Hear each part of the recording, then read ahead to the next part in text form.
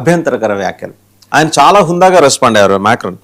ఆయన ఏమంటే I'm not going to respond to them, they do not merit a response. అవి అర్హత లేని ఆయన వ్యాఖ్యలకి నేను రెస్పాండ్ కావాల్సిన అవసరం లేదు. అది హుందాతనం. ఆ చైర్ ఆటోమేటిక్గా తీసుకొస్తుంది. బట్ ఇక్కడ ఈయన చైర్ ఎందుకు తీసుకురాలేదనేది అర్థం కావట్లేదు ప్రసాద్ గారు. అంటే ఇక్కడ చూసుకోవాల్సింది ట్రంప్ ఆ వాల్యూ పోగొట్టుకున్నాడు. ట్రంప్ని ఎవరు ఐ డోంట్ థింక్ ఆయన ఎవరు సీరియస్ గా తీసుకోరు. ఇంకా ఆయన చెప్పే మాట గురించే ఇందాక మనకి ఈ నెగోషియేషన్స్ చేయాలంటే యూకే వాడు తీసుకుంటే 35 దేశాలు కలిసి వచ్చాయి. భారతదేశం కూడా ఫారిన్ సెక్రటరీ పార్టిసిపేట్ చేస్తున్నారు. అమెరికా వాడు ఈ గాజాలో ఇక్కడ మేము చేయాలి పీస్ టాక్స్ ఇవన్నీ అంటే ఎవరు రాలేదు కూడా. సో ఎందుకంటే అమెరికా వాడి బలం పోతోంది గ్లోబల్లీ. వాళ్ళ అమెరికన్ వాయిస్ అంటే ఎలా అయితే వాల్యూ ఉండేదో ఎవ్వరు మాట్లాడకుండా ఉండేవాళ్ళు, అటువంటిది ఓపెన్ గా ప్రతి ఒక్కళ్ళు వాళ్ళకి చీ కొడుతున్నారు కదా. అదే ఏంటంటే ఆ వాల్యూ పోగొట్టుకున్నాడు. అంటే అతనే కాదు, ఆ చైర్ అంటే మనకి ప్రెసిడెంట్ ఆఫ్ అమెరికాకి ఆ చైర్ కుండే వాల్యూ పోతోంది. మొదట బైడెన్ వల్ల అయింది, ఇప్పుడు నెక్స్ట్ ఇతను. ఇది అమెరికన్ల దౌర్భాగ్యం ఇది. ఎందుకంటే ఆగిపోతున్న దీపానికి ఎక్కువ వెలుగు ఎక్కువ అంటారు కదా. ఇంక వీళ్ళు ఎంత రెచ్చుతున్నా కొద్దీ, అందరినీ తిట్టేస్తున్న కొద్దీ అది తెలిసిపోతుంది వాళ్ళది ఇంకా అమెరికా ఈజ్ ఆన్ డిక్లైన్ అని. సో అందు గురించి మిగతా ఈ ఎకనామిక్ డీల్స్ కూడా ఏవైతే ఉన్నాయో EU వాళ్ళు డైరెక్ట్ భారతదేశంతో చేసుకుంటున్నారు. ఇది వరకు అలా చేసుకునే వాళ్ళ, లేకపోతే ఇప్పుడు నాటోనే విడిపోతుంది అంటున్నారు. సో ఎవరి వాళ్ళు చూసుకుంటున్నారు, EU వాళ్ళు సపరేట్ గా అంటారు. సో ఇతను ఒక రోజేమో క్యూబా అంటాడు, వెనుజులా అంటాడు, గ్రీన్లాండ్ అంటాడు, మళ్ళీ ఇప్పుడు ఇరాన్ అంటాడు.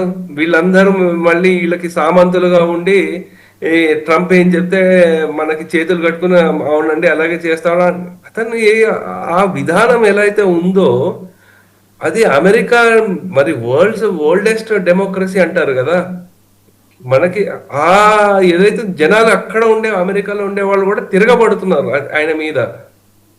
సో ఇవి చాలా పెద్ద ప్రాబ్లం అవుతుంది అమెరికన్స్ కి, లేకపోతే అమెరికన్ ఎకానమీకి కూడా చాలా ప్రాబ్లం అవుతుంది. ఇప్పుడు ఎంతో ప్రెషర్ తీసుకొచ్చి ఎలాగైనా దీన్ని వీళ్ళు వెనక్కి తగ్గాలనుకున్నా సరే వీళ్ళు తగ్గట్లేదు. ఇప్పుడు ఇరాన్ వాళ్ళు ఎక్కడెక్కడ వాళ్ళ స్థావరాలు లేకపోతే డేటా సెంటర్లు ఎకనామిక్ హబ్స్ ఏవైతే ఉన్నాయో వాటిలన్నిటి మీద అటాక్ జరుగుతూ ఉంటుంది.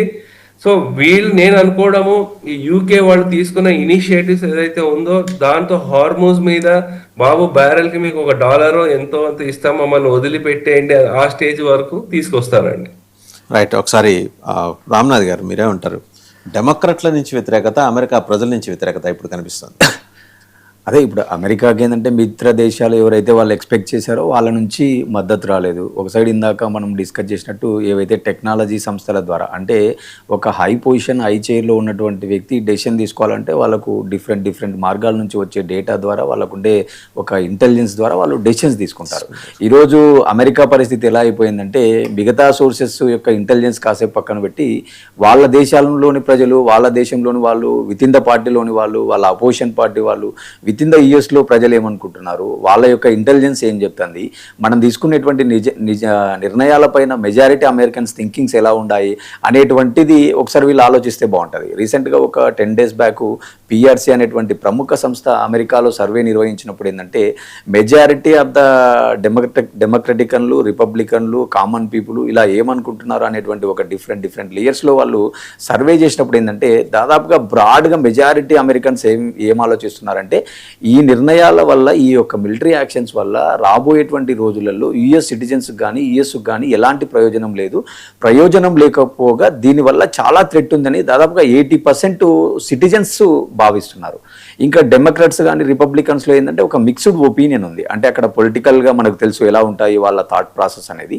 సో చాలామంది ఏమనుకుంటున్నారంటే ఒక 5-6 నెలల్లో పాటు ఇంకా యుద్ధం కొనసాగుతుంది అని చెప్పి ఒక 60% జనాలు, ఒక 30% జనాలు ఏంటంటే probably it will close around next 2 to 3 months అన్నట్టుగా ఒపీనియన్ ఉంది. కానీ ఓవరాల్గా ఆ సర్వే యొక్క రిపోర్ట్ చూసినప్పుడు ఏంటంటే అమెరికన్ సిటిజన్స్, కామన్ పీపుల్ యొక్క మూడ్ ఆఫ్ థాట్ కూడా ఎలా ఉందంటే ఈ యొక్క యుద్ధము అమెరికాకు ఏం అవసరం వచ్చింది, దీనివల్ల అమెరికా ఎందుకు ఇంత వేల లక్షల కోట్ల ప్రజాధనాన్ని రోజు దుర్వినియోగం చేయగల, అలాగే దేశంలోని అనేక దేశాల ముందు మనం ఎందుకు ఒక దోషిగా నిలబడాలా, అంటే లేని సమస్యలను ప్రపంచం ముందు మనం క్రియేట్ చేస్తున్నాము అనేటువంటి భావన రోజు రోజుకు పెరిగిపోవడం వల్ల సో అమెరికన్ సిటిజన్స్ లో కూడా ఈ విధమైన భావజాలం కనపడుతుంది. కాబట్టి నేనేమంటానంటే ఇప్పుడు మనకుండే ఇంటెలిజెన్స్ ఎలాగో ఉంటుంది, అంటే అది మిలిటరీ పాయింట్ ఆఫ్ వ్యూలో కానీ డేటా పాయింట్ ఆఫ్ వ్యూలో కానీ ఇతర మార్గాలలో మనకుండే ఇంటెలిజెన్స్ మన వ్యూహాలు మనకు ఉంటాయి.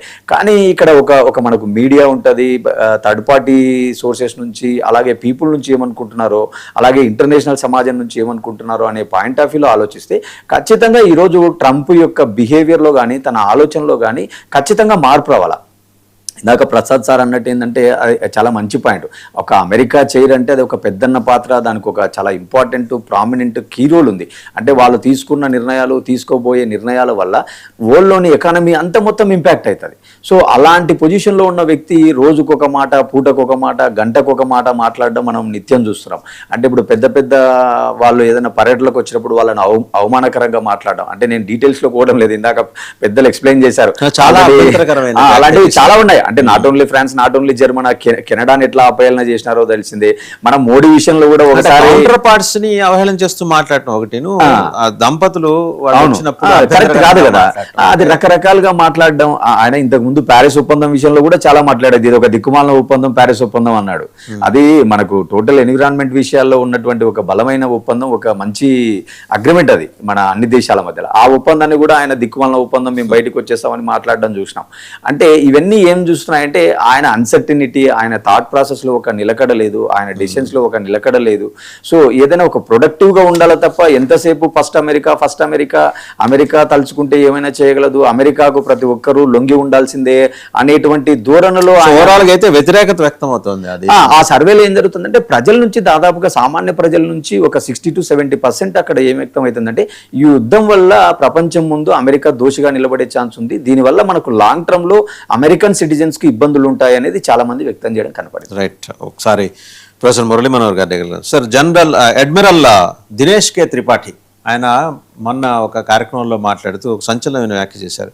మేము దాడికి సిద్ధపడ్డాం, ఈ లోపలే వాళ్ళు అక్కడి నుంచి బెగ్గింగ్ బౌల్తో వచ్చి దండం పెట్టి దయచేసి విరమించుకోండి అని అభ్యర్థన చేయడంతో వెనక్కి తగ్గాల్సి వచ్చింది, లేకపోతే ఏది సముద్ర మార్గం గుండా కూడా పాకిస్తాన్ మీద దాడి చేసే ఎందుకు మేము సిద్ధమయ్యాం అని చాలా స్పష్టంగా చెప్పారు జనరల్ అడ్మిరల్ దినేష్ కే త్రిపాఠి ఆపరేషన్ సింధూర్ సమయంలో.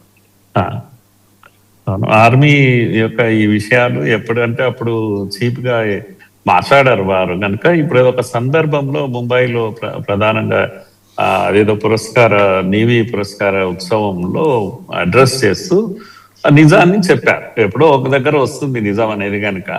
యాక్చువల్ గా యుద్ధం ఎందుకు ఆగింది అనేది ఒక పెద్ద కాంట్రవర్సీ. అమెరికా చెప్తే ఆపేస్తారా అని మన దగ్గర ప్రతిపక్షాలు కూడా ఇదిగా చాలా చీప్ గా మాట్లాడేసాయి. కానీ ఇప్పుడు ఒక గుణపాఠం నేర్చుకోవాలండి. ఉక్రెయిన్ లో ఎన్నేళ్ళండి ఈ యుద్ధము? వాళ్ళు రోజు తింటున్నారు, యుద్ధం చేస్తున్నారు, పడుకుంటున్నారు. 3 ఏళ్ళు 4 ఏళ్ళు ఏంటి అంటే భోజనం చేస్తున్నారు, యుద్ధం చేస్తున్నారు, మళ్ళీ పడుకుంటున్నారు. అది ఏంటి అంటే యుద్ధానికి స్టార్ట్ చేయడం చాలా ఈజీ ఈ రోజుల్లో. మనం కనపడుతున్న దృశ్యాలను చూస్తే యుద్ధం ప్రారంభించడం అంత సులభమైన పని లేదు, కానీ యుద్ధం ఎండ్ చేయడం మాత్రం అంత సులభం కాదు.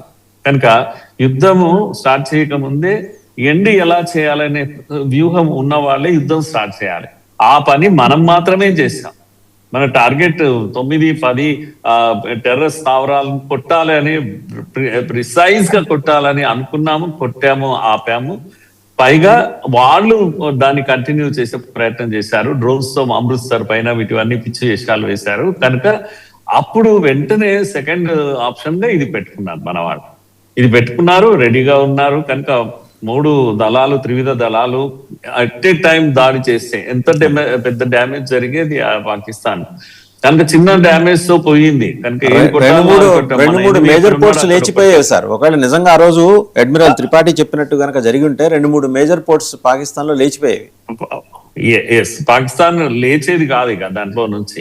అలాంటి కాళ్ళబేరానికి వచ్చారు, అడిగారు, వెంటనే మనము ఓకే అన్నాం. వెంటనే ఓకే అనడం కూడా విఘ్నత ఇది. ఎందుకంటే వాళ్ళు అడిగారు, మీరు ఓకే అనేసారు. అమెరికా మరి యుద్ధం ఎందుకు చేశారు?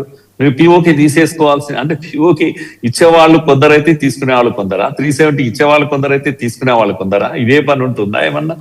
కనుక పిఓకే టార్గెట్ లో ఉందా? యుద్ధంలో పిఓకే తీసుకురావాలని యుద్ధం స్టార్ట్ చేశామా మనము?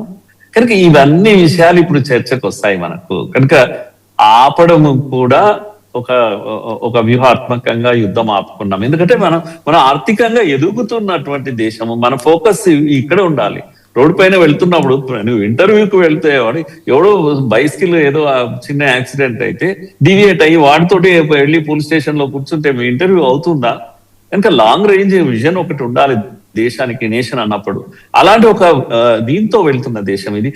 ఇవన్నీ మనకు అర్థమవుతుంది ఎంత బాగా అని చెప్పేసి, ఎంత ప్రిపరేషన్ తో ఉన్నాం.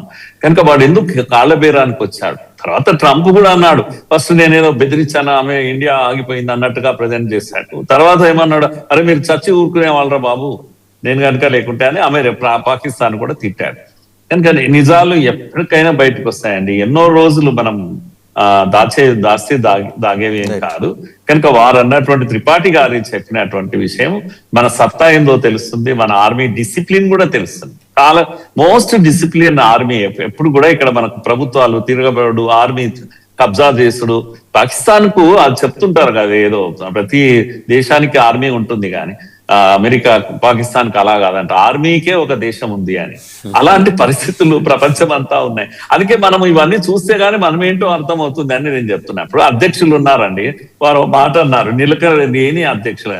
ఒక పెద్ద ఆయన, అమెరికా పెద్ద ఆయన, నేను ఎక్కడో చూశాను, మాకు ఎందుకో స్టేబుల్ ఉన్నటువంటి అధ్యక్షులు ఒక ఆయన ఫిజికల్లీ అన్స్టేబుల్ గా ఉండేవాడు, ఆయనను పోగొట్టుకున్నాం కదా అంటే ఈయన మెంటల్లీ స్టేబుల్ గా లేడు ఇతడు అని ఒక ఆయన కామెంట్ చేసినటువంటి విషయం. అనేక దేశాల్లో ఇన్ని సమస్యలు ఉంటే మనం మాత్రమే చాలా నింపాదిగా ఉన్నాం, చాలా స్టేబుల్ గా ఉన్నాం. ఈ విషయం మనకు అర్థం చేసుకోవడానికి నేను ప్రస్తావిస్తున్నాను. రైట్.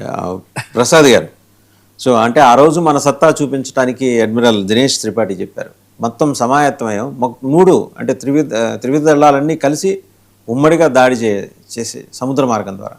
ఒకవేళ అలాంటిది జరిగి ఉంటుంది, హైపోథెటికల్ జరగలేదు, జరిగి ఉంటే పాకిస్తాన్కి పోర్టులు మిగిలి ఉండేవా? ఇప్పుడు అంటే వారి స్టేట్మెంట్ మనం బిగ్గర్ కాంటెక్స్ట్ లో చూడాలండి. మనకి గత 15-20 రోజుల నుంచి క్యాబినెట్ కమిటీ ఆన్ సెక్యూరిటీ 2 సార్లు వాళ్ళ మీటింగ్ అయ్యింది. So of course middle east లో జరుగుతున్న క్రైసిస్ వీటి గురించి డిస్కస్ చేసినప్పటికీ కూడా మిగతా పాకిస్తాన్ నుంచి వస్తున్న స్టేట్మెంట్లు వాటిలన్నిటి దృష్ట్యా కూడా సరే ఈ ఇండస్ వాటర్ ట్రీటీ దాని మీద వీళ్ళు ఏమైనా మళ్ళీ స్టార్ట్ చేస్తారా, లేకపోతే మళ్ళీ ఎటువంటి దుశ్చర్యలకి పాల్పడతారా, సో ఇవన్నిటి మీద డిస్కషన్లు అవుతున్నాయి.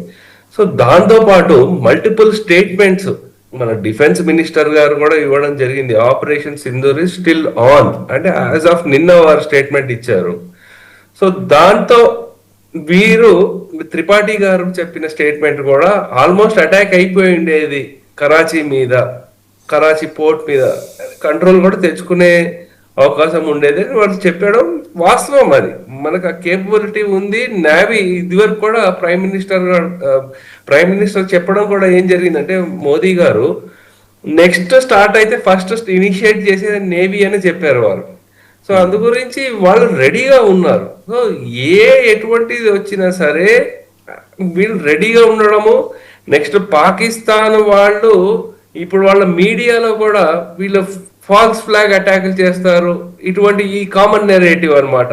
సో ఇది కూడా అది ఏంటి, పాకిస్తాన్ లో కొంచెం పేరు ఉండే మీడియా సంస్థలు డాన్ లేకపోతే జియో ఇటువంటి వాళ్ళు చెప్పడము ఇంకా ఏమైనా అవబోతోందా అనేది మనం ఇంకా చూడాలండి. సో ఈ ఏమైనా అటాక్లు ఇవి అయ్యే అవకాశాలు చాలా ఉండొచ్చు.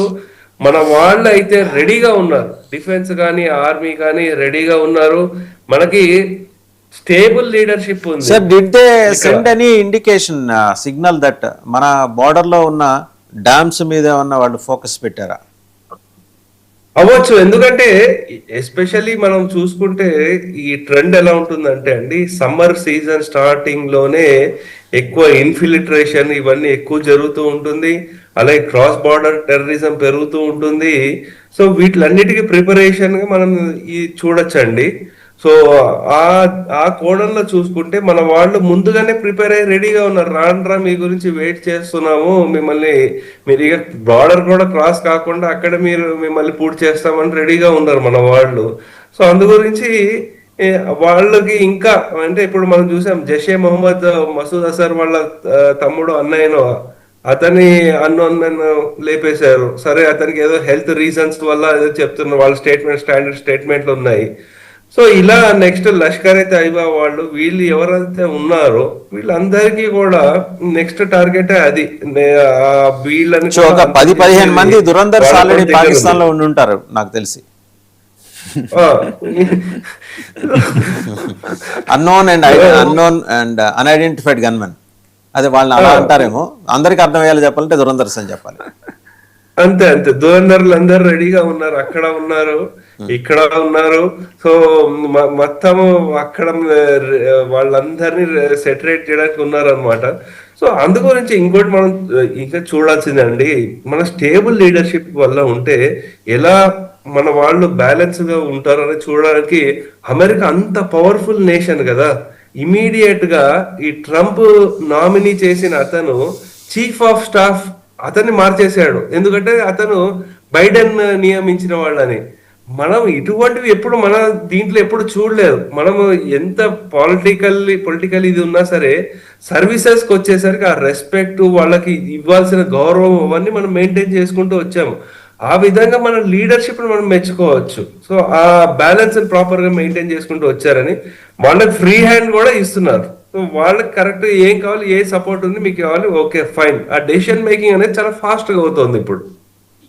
రైట్. ఒకసారి రామ్నాథ్ గారు, అడ్మిరల్ దినేష్ త్రిపాఠి చెప్పిన దాని కంటిన్యూషన్ అంటే ఒక వార్నింగ్ ఏదో మనకైతే ఉంది పాకిస్తాన్ వైపు నుంచి. ఎందుకంటే కరెక్ట్గా వచ్చే నెల అంటే ఈ నెలలోనే మరి ఆపరేషన్ సింధూరికి ముందు పహల్గామ్ దాడి జరిగింది కాబట్టి ఏడాది సందర్భంగా వాళ్ళు మళ్ళీ ఏదైనా రిటాలియేషన్ దానికి దిగే అవకాశాలు సూచనలు కనిపిస్తున్నాయి. And of course Jaishe Mohammad Lashkar e తోయిబాల కమాండర్ని లేపేయడానికి మన దురంధర్స్ ఆల్రెడీ అక్కడ ఉన్నారు. But still there is a threat అని తెలుస్తుంది ఇది బార్డర్లో ఉన్న డ్యామ్స్కి. అదే ఇందాక సార్ చెప్పినట్టు ఏంటంటే మనం పత్రికల్లో కూడా అబ్జర్వ్ చేసేందంటే ఒక 20 days నుంచి కూడా గవర్నమెంట్ చాలా నిశితంగా పరిశీలించడం. ఒకవైపు రాజ్నాథ్ సింగ్ ఆధ్వర్యంలో అనుకుంటా రీసెంట్గా కూడా మనకు అఖిలపక్ష సమావేశం జరిగింది. సో దేశంలోని అన్ని పొలిటికల్ పార్టీలు ఇన్వైట్ చేయడము జరగడము. సో అందులో కూడా వాళ్ళు కూడా చాలా అంటే బయటికి కాంగ్రెస్ ఒక రకంగా మాట్లాడినా కూడా విత్ ఇన్ ద మీటింగ్లో కానీ వాళ్ళు కూడా ఫుల్ కోఆపరేషన్ ఉంటుంది. నేషనల్ ఇంట్రెస్ట్ పాయింట్ ఆఫ్ వ్యూలో మీరు ఏ నిర్ణయం తీసుకోకుండా కూడా మేము సపోర్ట్ చేస్తామని చెప్పడం.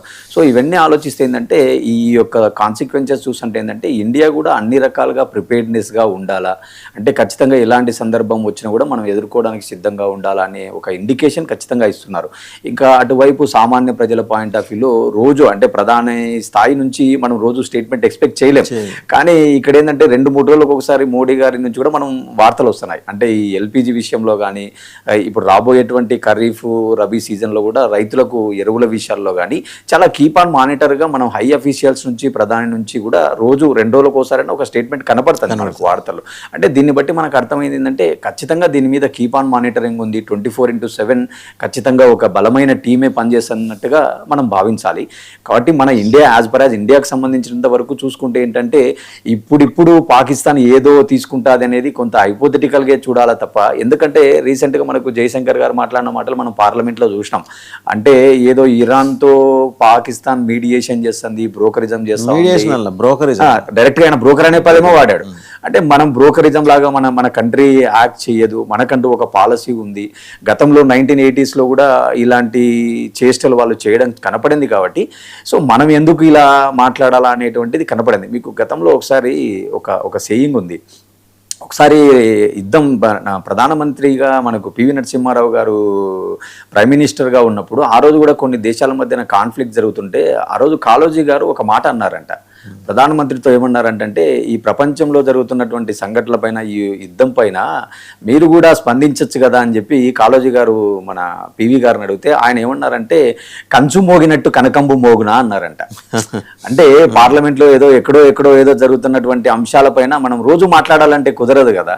సో కాబట్టి ఖచ్చితంగా మనకంటూ ఒక వ్యూహాత్మకం ఉండాలా, స్ట్రాటజీ ఉండాలి. కాబట్టి సో అదే విధానాన్ని ఈరోజు మన వాళ్ళు పాటిస్తున్నట్టుగా మనం చూడాలనేది నా భావన. రైట్, థ్యాంక్ యూ రామ్నాథ్ గారు అండ్ ప్రొఫెసర్ మురళీ మనోహర్ గారు, పేకేట్ ప్రసాద్ గారు, ముగ్గురికి కూడా ధన్యవాదాలు. ఓవరాల్గా ఏంటంటే ట్రంప్ కళ్ళు తెరిపించే ప్రయత్నం జనరల్ కైనీ ఆయన చేసుకుంటూ వచ్చారు. F-16 యుద్ధ విమానాలు నడపడంలో నైపుణ్యం ఉన్న సైనికుడిగా ఆయనకు విశేషమైన ప్రతిభ ఉంది.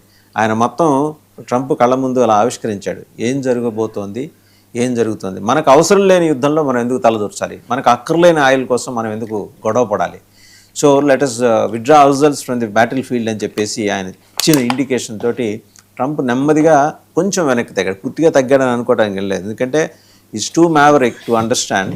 సో రేపు పొద్దున వాళ్ళు తగ్గినట్టు కనిపించి రేపు పొద్దున ఏం మాట్లాడతాడో తెలియదు. చూసాం కదా ఫ్రాన్స్ ప్రెసిడెంట్ మ్యాక్రోని ఇమాన్యుయల్ దంపతులకు సంబంధించి చేసిన అభ్యంతరకర వ్యాఖ్యలు. So most unpredictable president America has ever seen అని మనం అనుకోవచ్చు. ఇంతవరకు టవరింగ్ పర్సనాలిటీస్ ఆ చైర్లో కూర్చున్నారు, ఆ చైర్కి ఒక రెస్పెక్ట్ తీసుకొచ్చారు అమెరికా. బట్ అన్ఫార్చునేట్ ఈరోజు ఈయన రెస్పెక్ట్ బదులు యుద్ధాన్ని తీసుకొచ్చాడు. యుద్ధాన్ని తీసుకొచ్చి తన ప్రపంచ దేశాలనే కాదు తన దేశాన్ని కూడా ఇబ్బందుల్లోకి నెట్టేశాడు. తన అమెరికా పట్ల పెరుగుతున్న ఒక వ్యతిరేక భావన, దాని ఈ ఇంటెన్సిటీ లెవెల్స్ చూస్తుంటే భయమేస్తుంది. రేపొద్దున అమెరికా నుంచి వస్తున్నామంటే అనుమతించబోరేమో అనే ఒక ప్రమాద ఘంటికి అక్కడ మోగుతోందనే